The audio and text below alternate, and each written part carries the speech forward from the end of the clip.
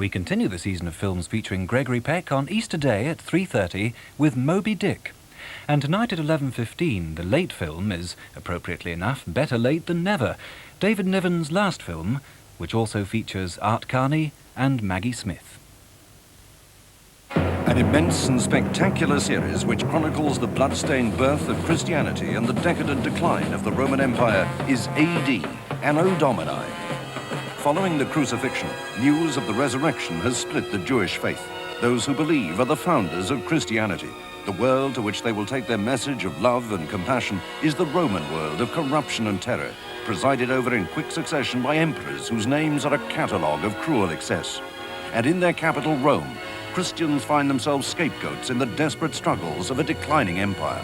AD, Anno Domini, begins on Easter Day at 7:15.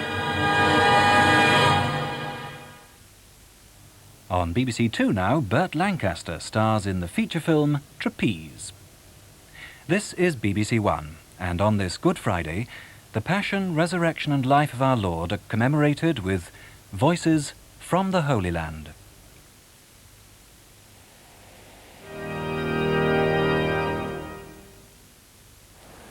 I swear to you, I'm bringing you the truth, and I hope you'll come to see it.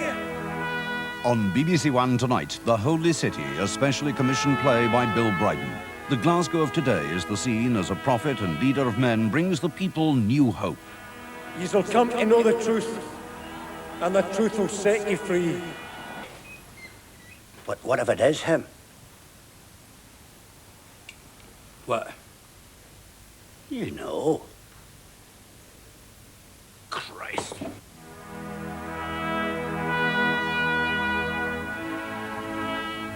Many's the time, in the daft days, you know, I think somebody will come and let us know about everything. It's him that's talking to you now. The enemy's before us now as never before.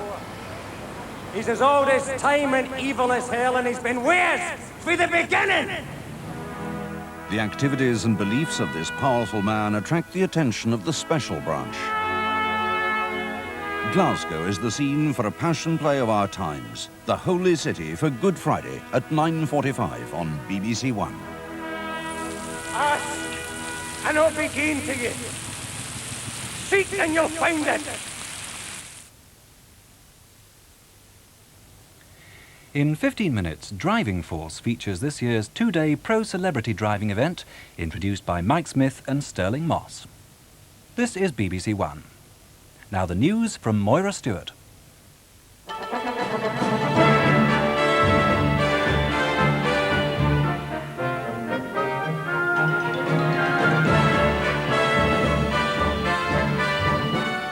An Easter gift of life, the 3-month-old who's been fitted with a heart pacemaker.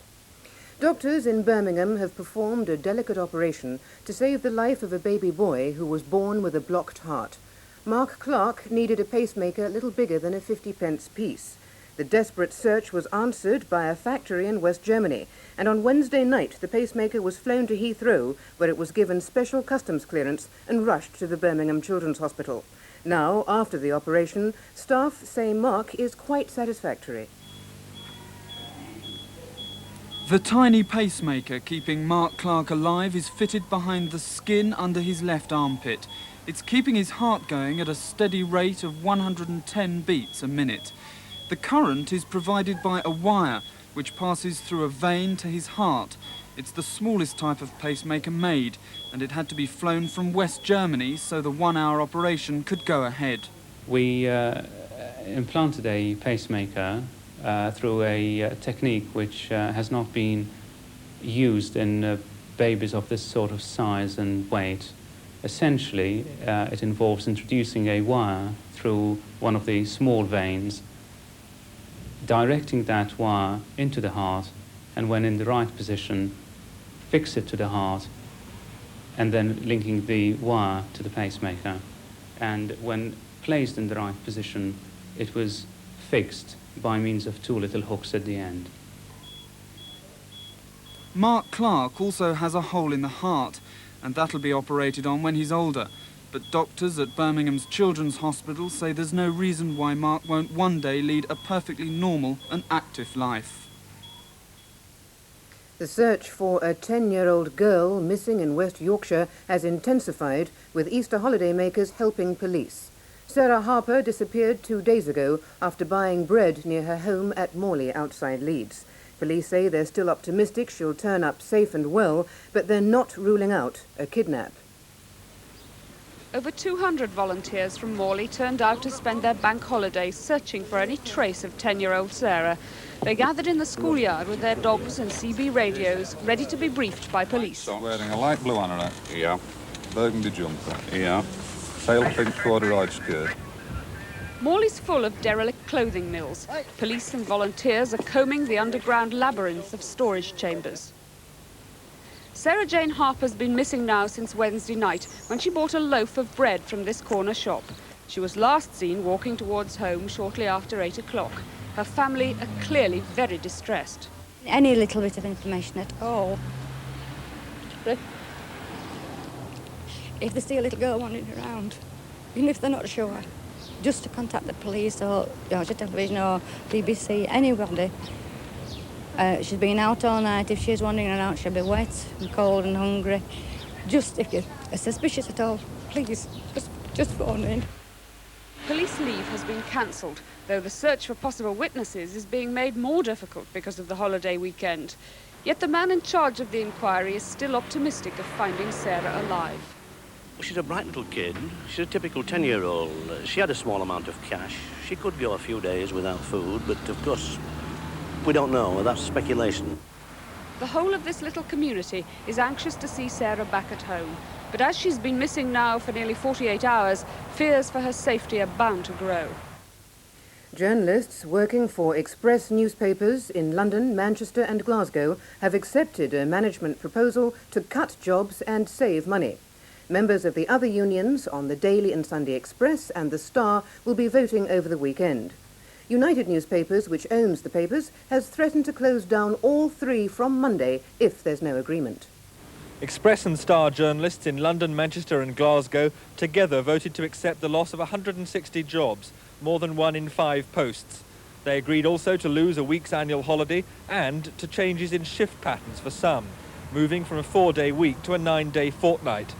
The redundancies will all be voluntary. Some staff will receive over £60,000. The management insisted on substantial job cuts and threatened to close down if their plans were rejected. The journalists have accepted them because there is a new mood of realism in Fleet Street, and they're presented with an ultimatum. The jobs either have to go or the titles go, and obviously we want to retain the titles. Only 2 or 3 years ago, newspaper employees would have fought much harder to protect jobs, holidays and working conditions. But now they accept the real power in Fleet Street has passed to the proprietors. To avoid a shutdown at the Daily Express, Sunday Express and the Star after Monday, the print workers too must agree to job losses which will hit them even harder. But the indications are that those unions also will accept the weakness of their position and will fall into line under a much stronger style of management. America's Secretary of State, George Shultz, has warned Libya that if they are challenged again, they will retaliate again. Mr. Shultz was speaking in Rome, where he's having talks with the Italian government. He explained why America had challenged Colonel Gaddafi. He'd tried to take over the whole area, slice by slice. Mr. Shultz called it a kind of salami tactics. You gradually can take over the whole loaf. Planes from the 6th Fleet helped to escort Mr. Shultz as he flew to Rome. The task force is now heading north, away from Libya. But the signs are it'll stay in the area, ready to go back to the Gulf of Sirte at short notice. The start of the holiday weekend has brought traffic chaos to many parts of the country. At one time, traffic tailed back 16 miles on the M1 near Northampton. On the M6 near Birmingham, there was a 14-mile jam, and vehicles tailed back for 8 miles on the Essex approaches to the Dartford Tunnel near London. It's the sort of memory that drives people abroad for their holidays, and many of them were flying out today in the hope of Easter sunshine. With the weathermen threatening wind and rain at home, perhaps they're the lucky ones. There are certainly more of them than ever before. Easter's the start of the travel company's busiest season, and this year many of the operators have sold out. And it's not only the fear of the traffic jams and the British weather that's sending the tourists flocking to the continent. Obviously, Easter's cheaper than going in the summer peak period. And I'm a teacher, and I find that the school holidays at Easter just allow me 2 weeks, which is ideal. We just wanted to really experience just some foreign food, just a foreign travel, something fairly cheap. Whereabouts are you setting off for? Sicily. And what do you think you're going to get up to there? Go on the beaches. And what will you do there? Go in the sea for a little swim. And if the customers are happy, the tour operators are delighted. We sold 41,000 holidays this Easter, which is about 20% more than last year and far more than we've ever sold before. The holidaymakers have saved an average of £50 each on last year's prices, thanks to cheap oil, a strong pound and the bonus of a price war between the big companies. The Arsenal